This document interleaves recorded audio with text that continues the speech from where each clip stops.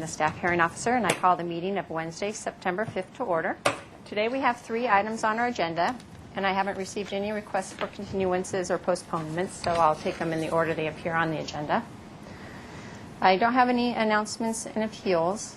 You're not aware of any, right? Okay. The next item is comments from members on items not on today's agenda. Is there anyone who would like to address the staff hearing officer on items not on our agenda? Seeing no one, we'll go to the first item, which is 240 Vista de la Cumbre, if the agent or owner would like to come up. All right.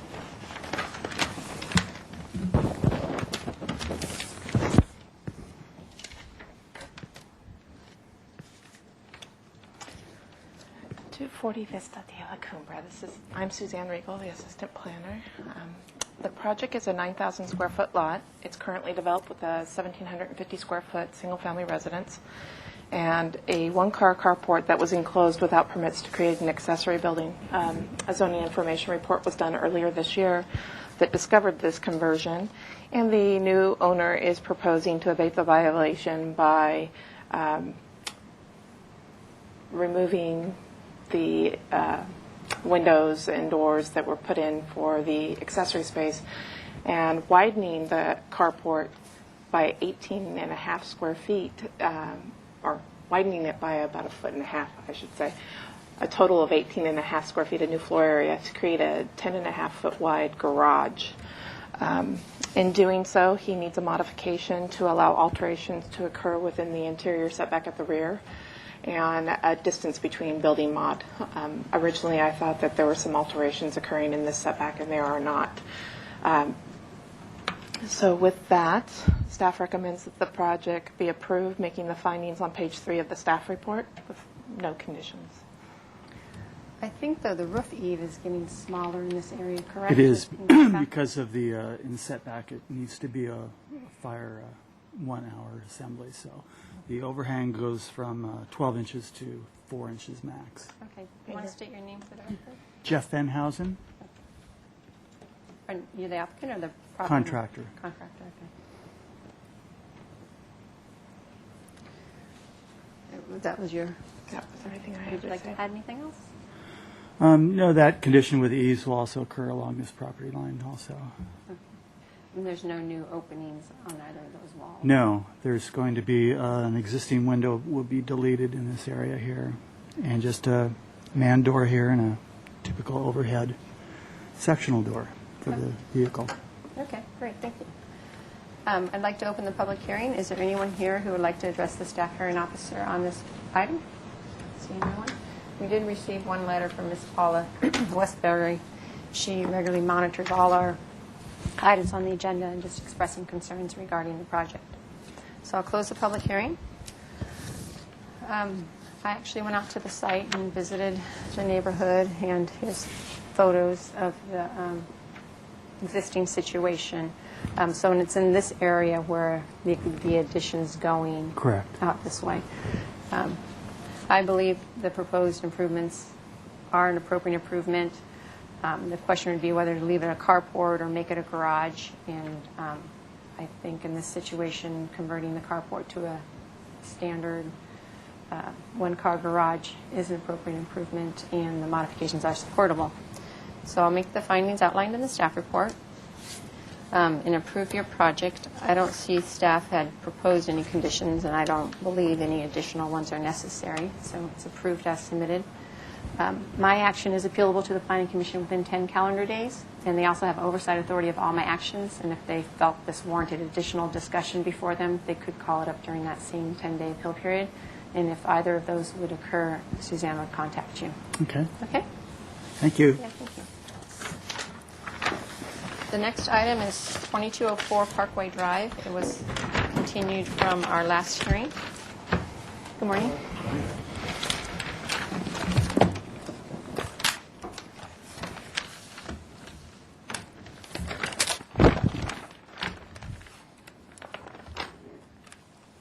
Do I still have the pictures, or do you?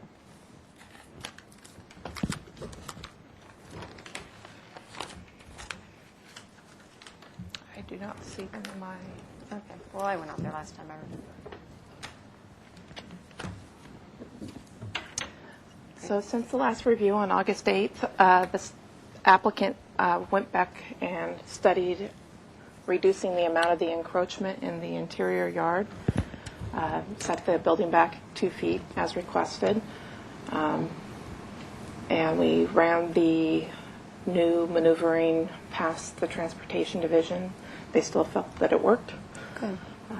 They chose to maintain the 15 by 15 area here in the rear, and their private outdoor living space for the second unit is on this upper level deck.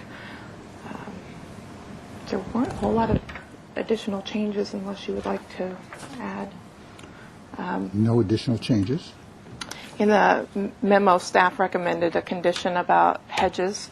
I'd like to slightly revise that to say any proposed hedges within the interior setback should be of a species that shall not exceed 8 feet in height at maturity, and any existing hedges within the interior setback should be maintained at a height not to exceed 8 feet. We didn't specify that it was in the interior setback. I want to make sure it's clear which hedges we were referring to.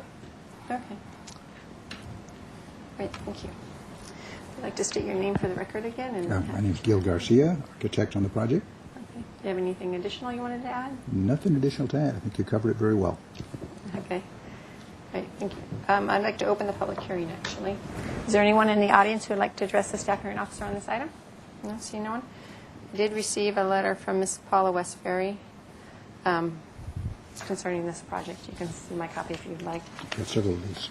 And then we did receive the one last week, or last meeting, from Jody Leipner, the neighbor, expressing concerns more in regards to the second-story deck and the access pathway, which is the design review aspects of the project, since the second-story deck does meet the zoning requirements being outside of the setback. So what's before me today is a requested modification on the opposite side of the property.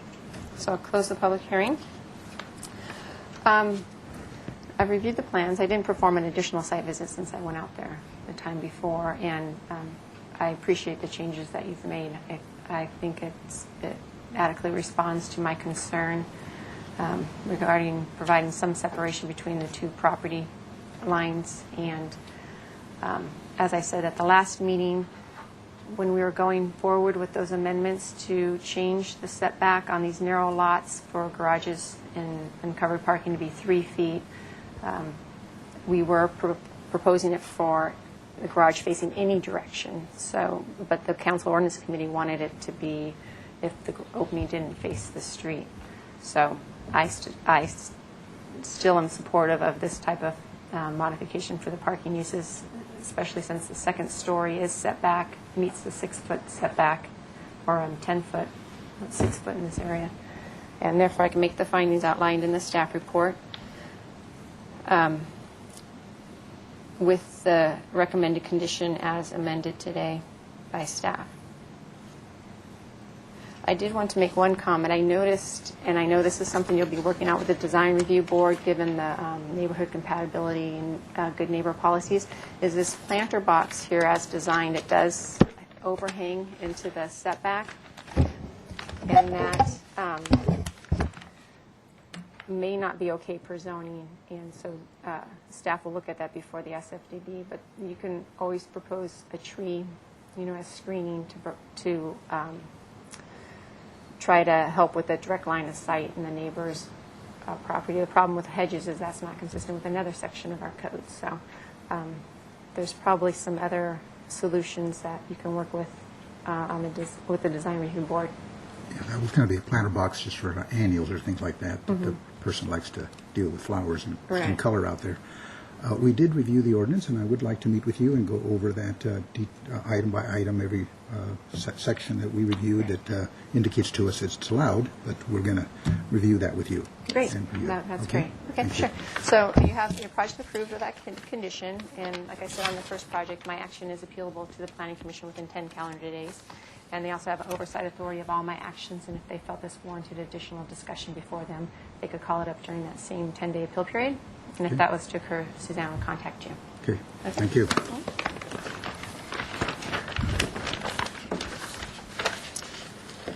The last item is 1627 Loma Street.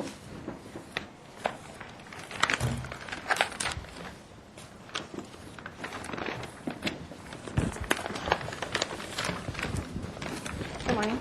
Good morning.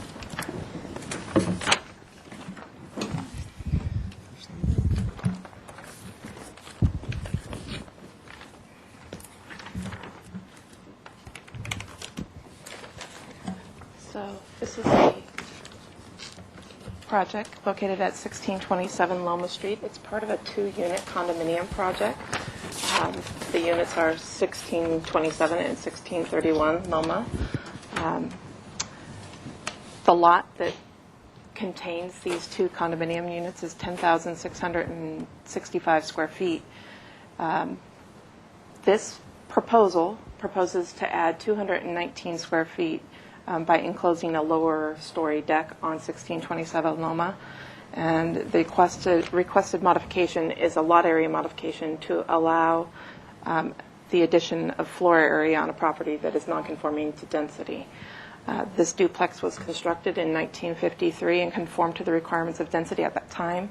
In 1988, council expressed concerns about densities on slopes over 20% and wanted a slope density rule added to the R2 zones. And that ordinance amendment went through in 1990, which effectively made this lot with a 20.5% slope non-conforming to density. So it would require 2 times the minimum lot area per unit, which 3,500 square foot per unit times 2 for a total of 14,000 square feet. There were 5 separate occasions where additional floor area has been added since that condo or that ordinance amendment about slope density was added at various times. Our tracking software noted a average slope of 22% on this lot and has consistently since its inception. In 1998, they added 336 square feet. In 1999, 36 square feet was added. In 2004, 72 square feet was added. The slope was shown on the plans at 17%, which would have been a conforming density at that point, but there was no slope calculation prepared to document that slope. In 2005, we had a 2-unit condo conversion project where they added 448 square feet. Again, the plan showed an average slope of 17%.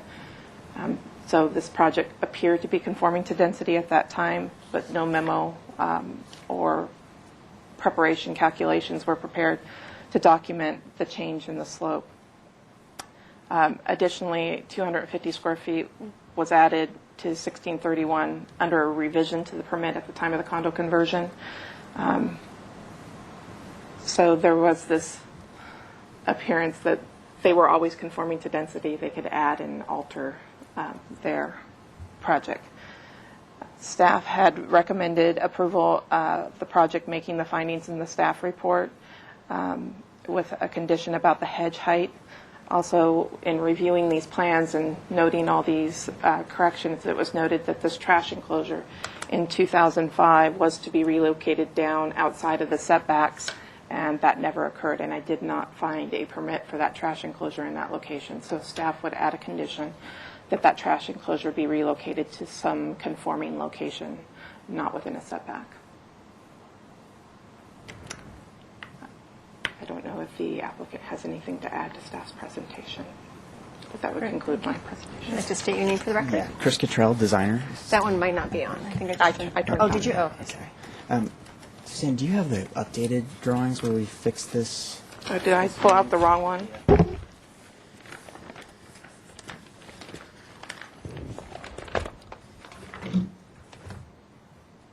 So many of the wrong ones. Is it the one I have or a different one?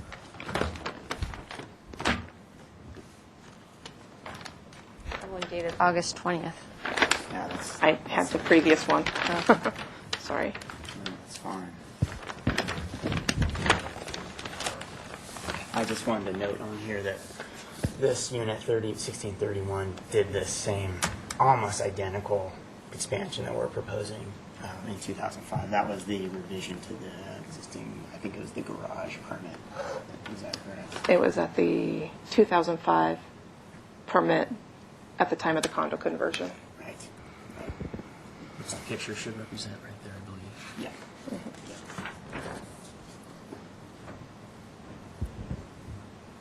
Yes, sorry. So the slope issue, I guess I just want to say that I think Ms. Riegel outlined everything very well, and I wanted to thank her for the research that she's done on the project. It was a fantastic report. Mr. Ander might have something to add. Yeah.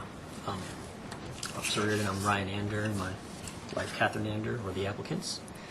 And I know Chris and Suzanne have detailed out the statistics of the project, so I'm not here to belabor that. I just wanted to maybe take a quick minute to reinforce the fact that my wife and I moved into town about 8.5 years ago and saved up for 4 years to buy our first house, and finally found this place in the right neighborhood, the right school district. And in doing so, when we found the place, we did see that the adjoining unit, which is the exact replica of our place, had built this lower bedroom already down there, and that was kind of our plan, to be able to grow out the family into this house and have enough space to grow into our house in the right school district. And about 18 months ago, we saved up enough to do the addition on this project and hired Chris and hired a contractor and spent a lot of money already at this point just to kind of get to this final hiccup in this modification process, and which we thought was kind of the precedent was already set to do this same enclosure that we're trying to do.